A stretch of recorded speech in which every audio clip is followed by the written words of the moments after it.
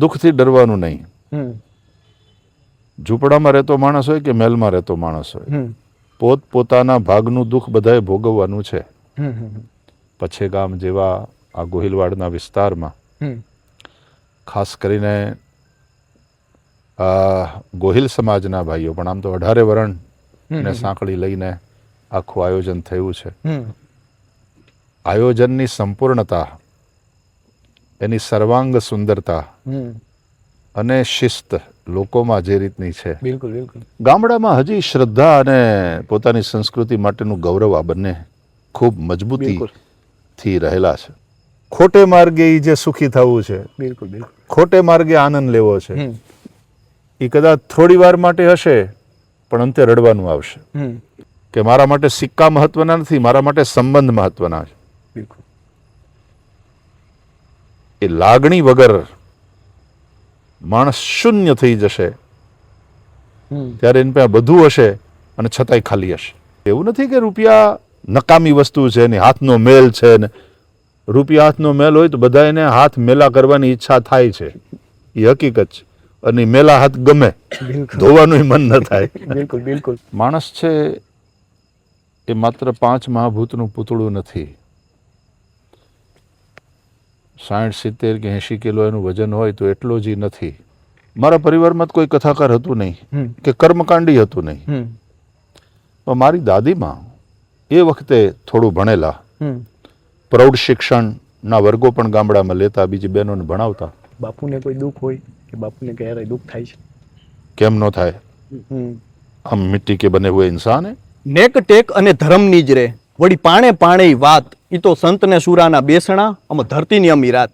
આપણી આ ભૂમિ સદા ગરવા ગિરનાર સરી અડીખમ અને અવિચળ રહી છે, કારણ કે અહીં સંતોનું સાનિધ્ય છે તે ક્યારેય ખૂટ્યું નથી. અને ખાસ કરીને જોઈએ તો એ સત્કાર્યો અને સંતોના જે કહી શકાય કે સાનિધ્યથી જ આપણી આ ભૂમિ છે તે આજે લીલી છે.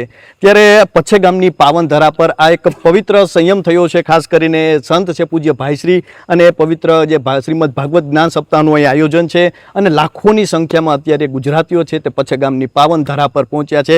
અને આમ પણ આ ગોહિલવાડી ધરા છે તેનું અનોખું મહાત્મ્ય રહ્યું છે. ઇતિહાસથી લઈને આજ સુધી જોઈએ તો આ ભૂમિ છે સદા એવા ઇતિહાસો રચતી રહી છે, અને આજે પણ કહી શકે કે અનોખો એવો ઇતિહાસ છે તે આ ભૂમિ પર રચાયો છે. ત્યારે પૂજ્ય ભાઈશ્રી આપણી સાથે જોડાઈ ચૂક્યા છે, તો આવું તેમની સાથે જ સીધી વાત કરીએ, વાત ગુજરાતી પર. શું કહેશો ભાઈશ્રી? સૌપ્રથમ તો આપના ચરણોમાં વંદન. અને શું કહેશો કે આજે જે ભાગવત જ્ઞાન સપ્તાહનું જે આયોજન થયું છે, સૌપ્રથમ તો આ કેટલું જરૂરી છે, શા માટે જરૂરી છે? યુવાનો ખાસ દેખાય છે, અમે અહીંયા આવીને જોઈએ છીએ તો યુવાનો વધુ પ્રમાણમાં દેખાય છે, તો આનું કેટલું મહત્વ છે? માણસ જે જુએ છે અને માણસ જે સાંભળે છે એવો માણસ થાય છે. બિલકુલ. પણ જે જુએ છે એના કરતાં વધારે જે સાંભળે છે એનું મહત્વ છે. સાંભળીને શીખે છે, જોઈને સમજે છે. અને એટલા માટે કથા શ્રવણ, સંતોની વાણી સાંભળવી એનું મહત્વ આપણે ત્યાં ખૂબ છે.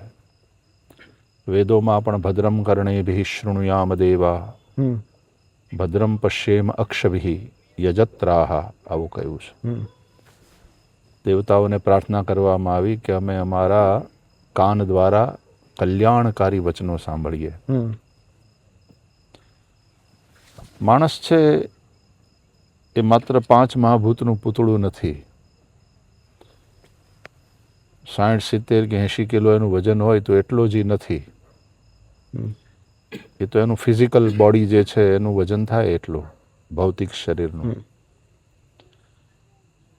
પણ ભૌતિક શરીર કરતાંય વધારે મહત્વનું છે એનું મન અને એની બુદ્ધિ, એટલે કે એની ભાવનાઓ અને એના વિચારો.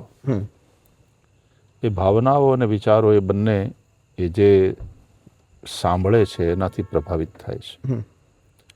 અને એટલા માટે આવી કથાઓનું સમયે આયોજન. ભાગવતમાં પૃથુ ભગવાનની વાત આવે છે, રાજા કેવો હોવો જોઈએ અને રાજ્ય વ્યવસ્થા કેવી હોવી જોઈએ એ ભગવાન પૃથુનું ચરિત્ર સમજાવે છે. તો પૃથુ રાજાએ પોતે યજ્ઞો કર્યા અને સનતકુમાર જેવા મહાપુરુષોને બોલાવીને સત્સંગ સભાઓનું આયોજન કર્યું. રાજા પોતે જ્યારે આવું કરે ત્યારે પ્રજા કરે. યથા રાજા તથા પ્રજા. યસ. એવી અનેક કથાઓ શ્રીમદ ભાગવતમાં છે. કથાને ભાગવતને યા તો સૂર્ય કહે છે. સૂર્ય હંમેશા ઉપયોગી રહેવાનો, એની ઉપયોગિતા ક્યારેય ખતમ થવાની નહીં.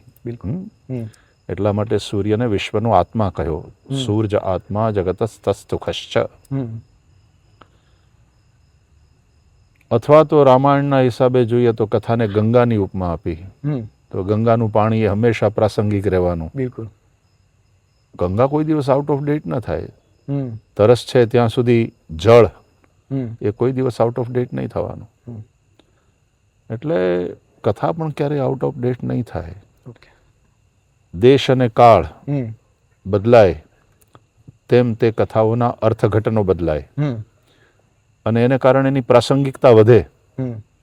આ કથા હું જે સાંભળું છું 3 કલાક 3.5 કલાક બેસીને, એ મારા જીવાતા જીવનમાં મને ક્યાં ઉપયોગી થાય છે એ વસ્તુ જ્યારે પકડાય અને એ અનુભવાય તો કથાની અગત્યતા સમજાય. બિલકુલ. કે જેમ રોટલા વગર નથી જીવાતું, પાણી વગર નથી જીવાતું, સૂર્યના પ્રકાશ વિના નથી જીવાતું, એમ જીવનને શણગારવા માટે અને જીવનને સફળ બનાવવા માટે આ કથા અને સત્સંગની પણ જરૂર છે. ભોજન જેમ નિત્ય કરીએ છીએ એમ સત્સંગ પણ કરહી સદા સત્સંગ. એટલે ભાગવત વિશે સનતકુમારો કહે છે સદા સેવ્યા શ્રીમદ ભાગવતી કથા. તો જો વિજ્ઞાન અને ટેકનોલોજીનો આ જમાનો છે, હાથે હાથે મોબાઈલ છે અને મોબાઈલમાં આખી દુનિયા છે. બિલકુલ. અત્યારે જુવાનિયાઓ એની પાસેથી મોબાઈલ લઈ લ્યો એટલે જાણે એના પ્રાણ કોકે હરી લીધા હોય એવું લાગે. પણ એવા આ સમયમાં પણ હજારોની સંખ્યામાં લોકો કથામાં કલાકો સુધી બેસે એ આ કળિયુગનો ચમત્કાર છે. બિલકુલ. અને બીજી વસ્તુ કે અત્યારે જ્યાં જુઓ ત્યાં એક ફરિયાદ સંભળાય કે અમારું સાંભળતું નથી કોઈ. યસ. પત્નીને ફરિયાદ હોય અમારા એ સાંભળતા નથી. પતિને ફરિયાદ હોય તું કેદી મારું સાંભળે. મા બાપને ફરિયાદ હોય કે છોકરાઓ અત્યારે આજકાલની પેઢી અમારું સાંભળતી નથી. નવી પેઢીને એમ થાય કે આ જૂના જનરેશનના લોકો અમને સમજતા નથી. બિલકુલ. પ્રજાને એમ થાય કે નેતા અમારું સાંભળતા નથી.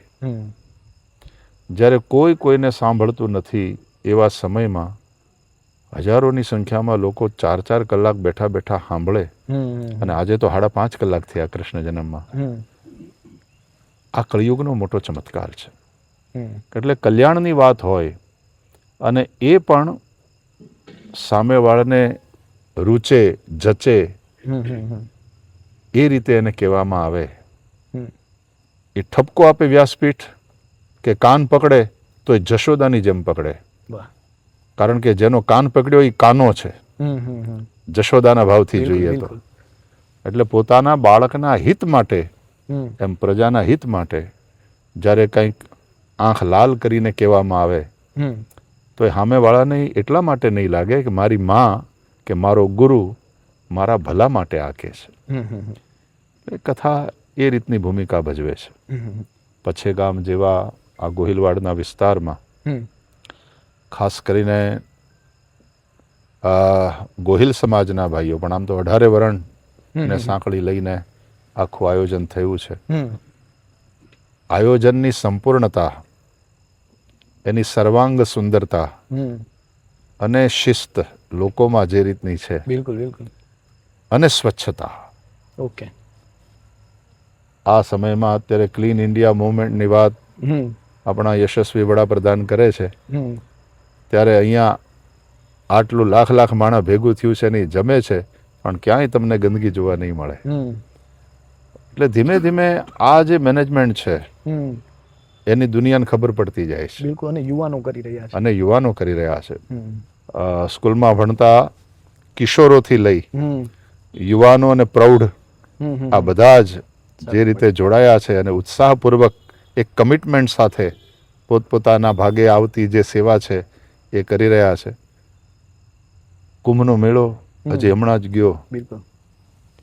કરોડો લોકો ભેગા થાય, હમ ત્યાં રહેતા હોય, હમ એ લોકોનું જમવાનું, એ લોકોનું ખાવાનું, એ લોકોનું સત્સંગ, હમ ત્યાં હંગામી ધોરણે હોસ્પિટલો ઊભી થઈ જાય, પોલીસ સ્ટેશન્સ ઊભા થઈ જાય. હમ ઇન્ડિયા આ કરી શકે છે હા. કે હંગામી ધોરણે એક મહિના માટે કે 1.5 મહિના માટે વધીને એક એવું શહેર ઊભું કરવામાં આવે જેની આબાદી કરોડોમાં હોય. હમ ઇઝન્ટ ઇટ અમેઝિંગ? રાઈટ. વિશ્વ આખાને હમ આ હિન્દુસ્તાનીઓ આપણે કંઈક કરી, આપણામાં તાકાત તો છે જ, હિન્દુસ્તાનીઓમાં એ તાકાત છે ને એ કરી દેખાડે છે. હમ હમ એ આવા આયોજનથી ખબર પડે. બિલકુલ. બાપુ, આપ તો આપની સરવાણી રૂપી ગંગા તો વિશ્વભરમાં વહે છે, અનેક જગ્યાએ આપે કથાની સરવાણી પહોંચાડી છે. તો અત્યારે માણસોને કઈ રીતે જુઓ છો? અત્યારે લાગે છે કે દુઃખી છે કે કઈ રીતે જુઓ છો? કારણ કે આખો દિવસ સતત સોશિયલ મીડિયામાં છે, અને સોશિયલ મીડિયામાં પણ અનેક એવા કહી શકાય કે તેઓ સાંભળે છે, ભક્તિના વિચારો કે સદવિચારો સાંભળે છે, પરંતુ શું લાગે છે, પ્રેક્ટિકલ છે કે નથી, કે અત્યારે કઈ તરફ જો જઈ રહ્યા છે? સંસારમાં સંપૂર્ણ સુખ જેવી કોઈ વસ્તુ હોતી નથી. જ્યાં સુધી સંસારને લાગે વળગે ત્યાં સુધી સંસારનું બીજું નામ છે સમસ્યા. ઓકે. આપણે સંસારને ભવ સમુદ્ર એમ કહીને, ભવ સાગર. સાગરો એટલે મોજા આવવાના જ, એમ ઉપાધિઓના મોજા આવ્યા કરે. પણ જો આપણામાં થોડીક આવડત હોય, થોડો વિવેક હોય, સત્સંગથી પ્રાપ્ત થયેલો, તો ફરિયાદ ઓછી હોય અને મોજા આવ્યા કરે ને માણસ મોજ કરે. વાહ. એટલે ઉપરવાળાનો જ્યારે ભરોસો હોય કે એ ધણી ધાર્યો છે એ બધું હરખું કરશે.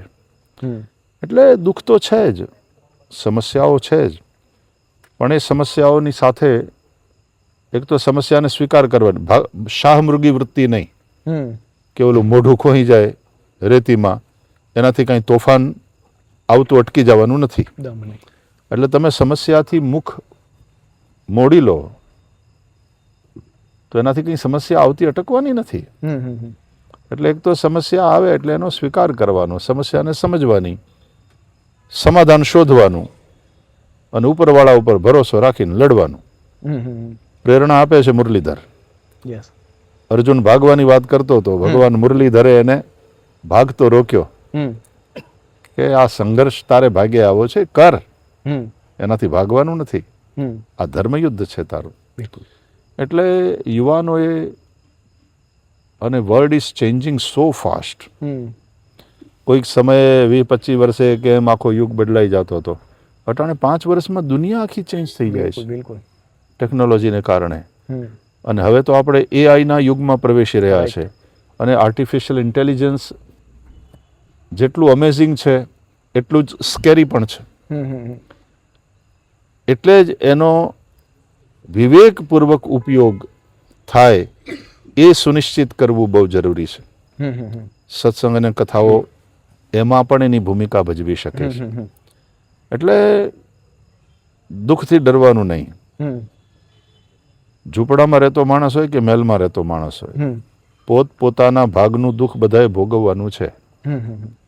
સુખ દુઃખાત્મક આ સંસાર છે, દ્વંદ્વ છે, બેથી જ દ્વૈતથી દુનિયા બને છે. બિલકુલ.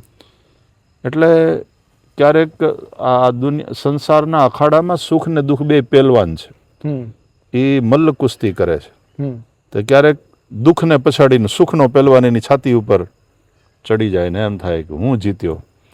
થોડો વખત થાય, બાજી ઊંધી થઈ જાય, સુખને નીચે પટકી અને દુઃખ માથે સવાર થઈ જાય.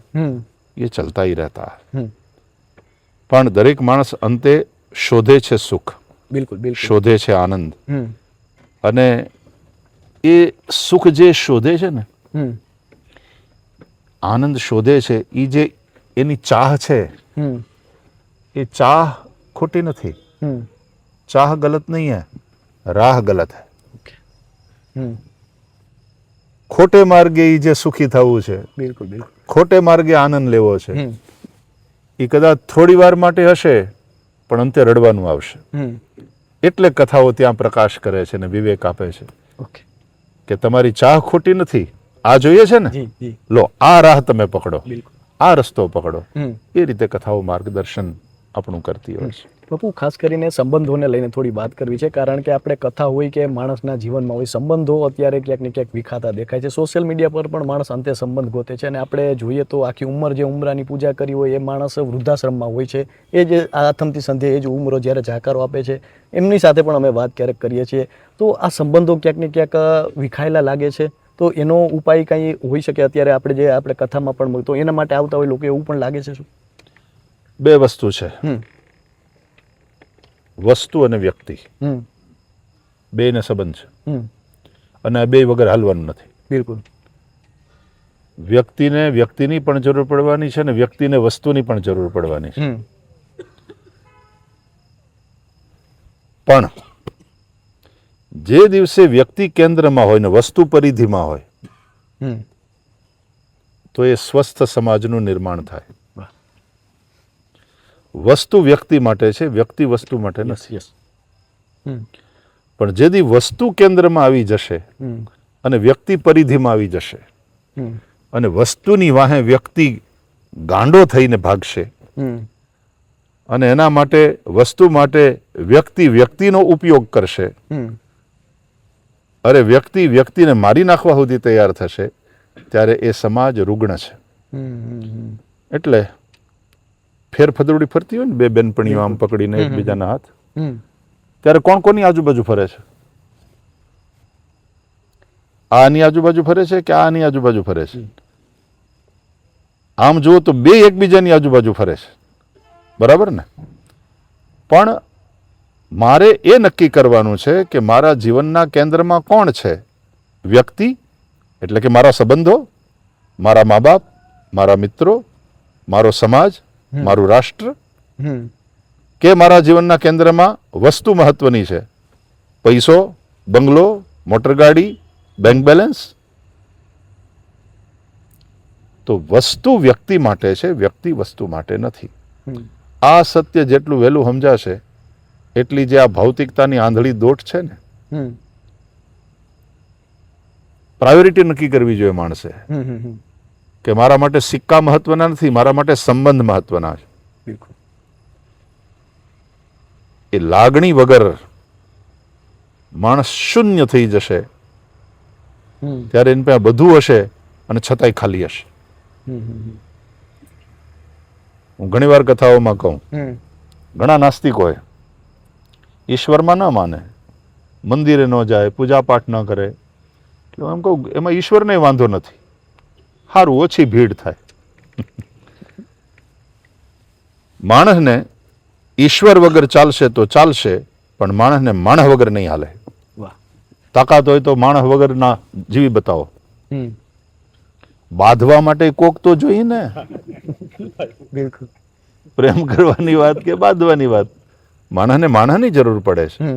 અને એટલા માટે માણસે માણસની સાથે કેવી રીતે વ્યવહાર રાખવો એ શીખવું પડે, એ સમજવું પડે. બિલકુલ. પ્રાયોરિટી ખાલી નક્કી કરવાની છે. એવું નથી કે રૂપિયા નકામી વસ્તુ છે ને હાથનો મેલ છે ને, રૂપિયા હાથનો મેલ હોય તો બધા એને હાથ મેલા કરવાની ઈચ્છા થાય છે, એ હકીકત છે. અને મેલા હાથ ગમે, ધોવાનું મન ન થાય. બિલકુલ બિલકુલ. એટલે રૂપિયા હાથનો મેલ છે ને આ બધી તો માયા છે ને આમ તો, એ બધી વાત ખોટી. ખોટી વાતો નહીં કરવાની, સિદ્ધાંતની જે પ્રેક્ટિકલ હોય એ વાત કરવાની. રૂપિયા ખોટા નથી, રૂપિયા માટેનું આપણું જે ગાંડ પણ છે એ ખોટું છે. રૂપિયા માટે થઈને હું જે સંબંધ ભૂલી જાઉં છું એ ખોટું છે. રૂપિયા માટે થઈને હું મારા ભાઈને એક વાર કરી નાખું છું એ ખોટું છે. બિલકુલ બિલકુલ. એટલે સંબંધને માણસ મહત્વ આપે. ઈશ્વર વગર એ ચાલશે તો ચાલશે, પણ માણસને માણસ વગર નહીં ચાલે.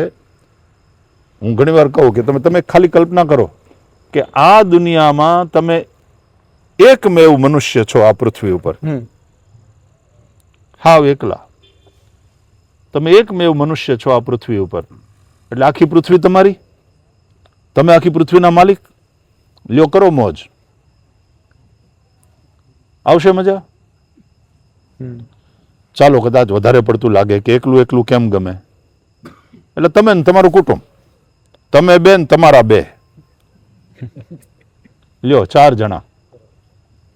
આખી પૃથ્વી તમારી, જેટલા બંગલા એ બધા તમારા, જમીન બધી તમારી, જેટલી મોટર ગાડીઓ બધી તમારી, જેટલા નેકલેસ બધા તમારી ઘરવાળીના, જેટલી હાડીઓ બધી તમારી ઘરવાળીની, દર મિનિટે દર 10 મિનિટે હાડી બદલે અને નવા નવા નેકલેસ પહેરે,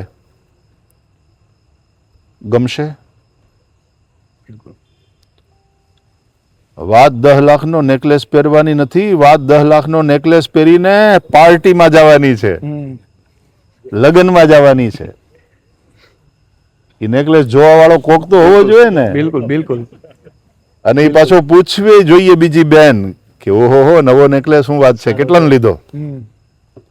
અને ઈ જયારે એમ કે 10 લાખનો અને ઈ એમ કે ઓહો હો,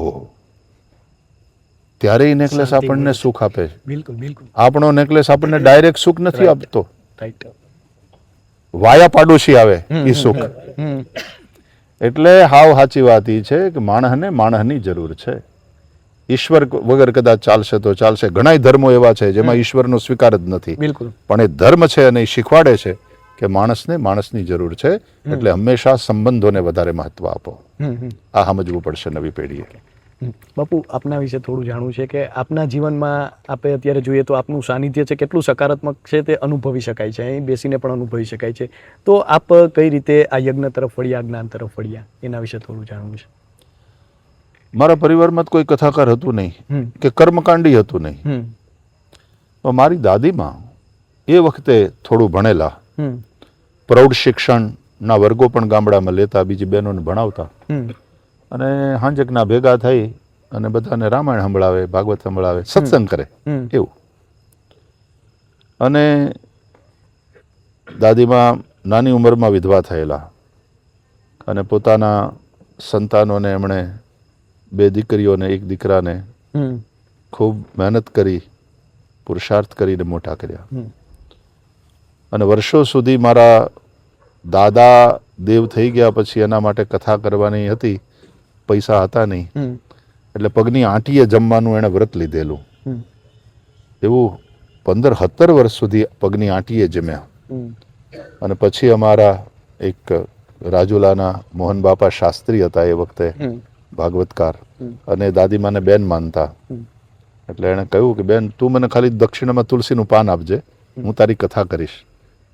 એટલે દાદીમાએ કહ્યું કે ભાઈ તમને તો આપું તુલસીનું પાન દક્ષિણામાં, પણ મારે ગામને ખવડાવવું તો ખરું ને, જેટલા કથામાં આવે. પણ ક્યાંકથી 500 રૂપિયા કંઈક લેણા નીકળતા હતા, એ આવી ગયા. એટલે એમાં કથા થઈ ગઈ. અને મારી મા એમ કે, મારી મા ત્યારે સેવામાં લાગેલા રહેતા હતા, જેટલા આવે એ બધાને જમાડવાનું અને રાંધવાનું ને એ બધું. આરતી થાય ત્યારે વળી પાછા બોલાવે એટલે વ્યાસપીઠે આરતી ઉતારવા આવી જાય. અને મારી મા એમ કહેતા કે એક કથા પૂરી થઈ એ પછીના 4 મહિને તારો જન્મ. એટલે હું એમ માનું છું કે મારી માના પેટમાંથી હું એ ભાગવત કથા સાંભળીને આવ્યો, અને એને કારણે ભાગવત ભગવાને મને પકડ્યો અને આ સેવામાં લગાડ્યો. એટલે ત્યારથી આમ ભલે મેં મુંબઈ યુનિવર્સિટીથી કોમર્સમાં ગ્રેજ્યુએશન કરી લીધું છે, સાયન્સ મારો ફેવરેટ સબ્જેક્ટ, અને એને કારણે આ પુરાણોની વાતોને પણ વિજ્ઞાનની આંખથી જોવાની મને ટેવ પડી. અને તેમ તેમ મને આ શાસ્ત્રોની પુરાણોની વાતોમાં વધારે ને વધારે શ્રદ્ધા દ્રઢ થતી ગઈ. પણ જ્યારે ભણવાનું પૂરું થયું પછી એવું નક્કી કર્યું કે ભગવાને આ કામ સોંપ્યું છે તો હવે આ કાર્યમાં જીવન આપીએ. અને ત્યારથી બધું ચાલે છે, અને હારવાર ભગવાન જે સેવા કાર્ય કરાવે છે એ કરીએ છીએ. બાપુને કોઈ દુઃખ હોય કે બાપુને ક્યારે દુઃખ થાય છે? કેમ ન થાય? हम मिट्टी के बने हुए इंसान हैं. मैंने कहा ना, सुख और दुख दोनों चीज होती है. शुद्ध एकला दुख જેવી કોઈ વસ્તુ નથી અને એકલા સુખ જેવી કોઈ વસ્તુ નથી. સંસાર છે જ દ્વૈતનું નામ. પણ આ રેતી પડી હોય ને એમાં તમે કબૂડાને આમ દાણા નાખો એટલે કબૂડા એમાંથી દાણા ચણી લે. એમાં ગમે એટલા દુઃખી હોઈએ, વિપરીત પરિસ્થિતિ આવી હોય, પણ એમાંથી આપણે ઓલા કબૂડાની જેમ આપણા આનંદના દાણા, આનંદની ક્ષણો ચણી લેવાની છે. બાપુ, અંતિમ પ્રશ્ન છે કે આમ તો જે રીતે વાત કરી કે વિશ્વભરમાં આપની કથાઓ થતી હોય છે, પરંતુ અહીંયા શું આપને અલગ લાગ્યો, થોડો અનુભવ જાણો છે, ખાસ કરીને પછી ગામ, ગોહિલવાડી ભૂમિ અને મુરલીધર દાદાનું સાનિધ્ય શું અલગ છે? ગામડામાં હજી શ્રદ્ધા અને પોતાની સંસ્કૃતિ માટેનું ગૌરવ આ બંને ખૂબ મજબૂતીથી રહેલા છે.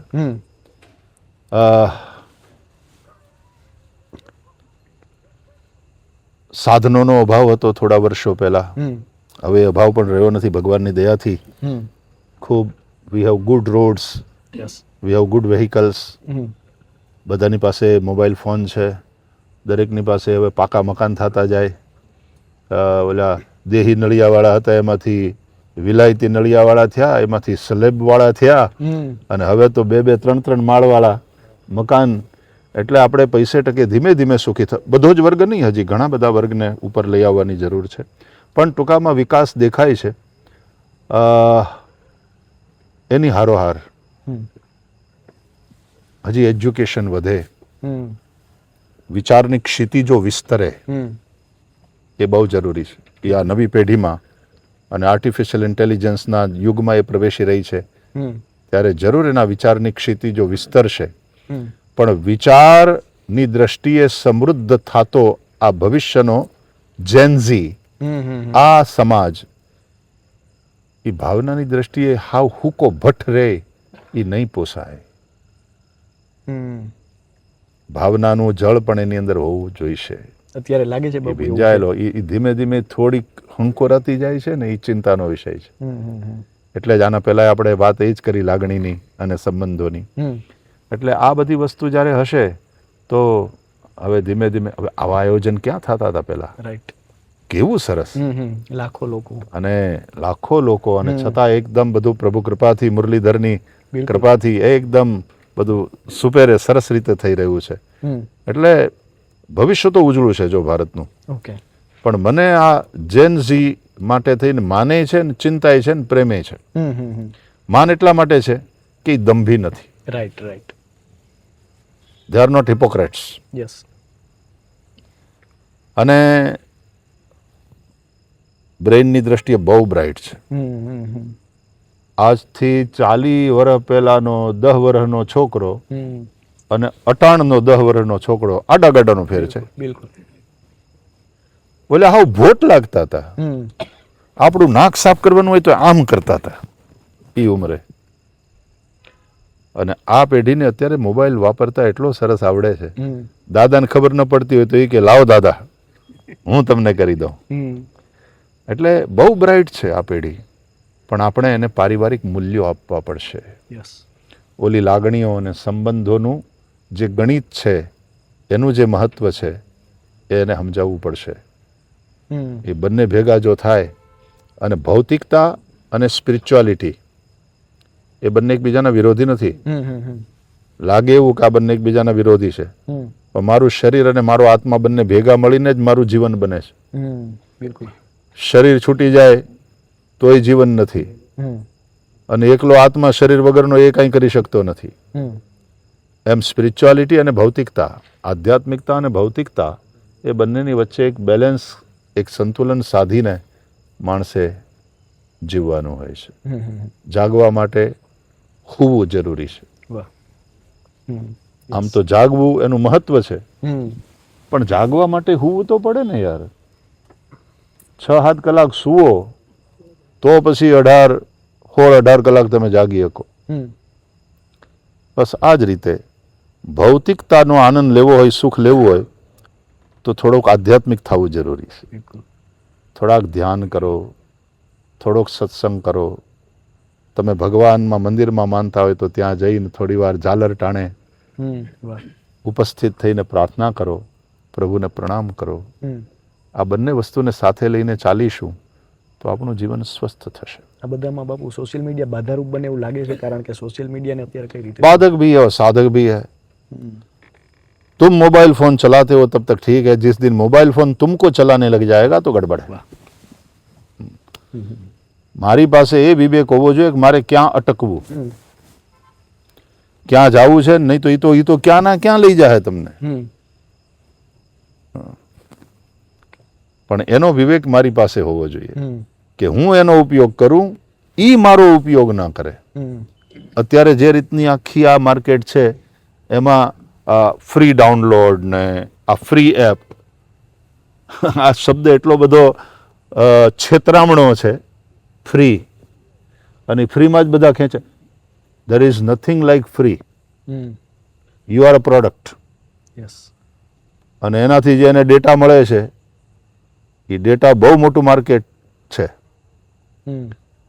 એટલે મારે નક્કી કરવાનું છે કે મારે ક્યાં અટકવું. એટલે કોઈકે બહુ સરસ કહ્યું કે ક્યાં ટકવું, ક્યાં અટકવું અને ક્યાંથી છટકવું. વાહ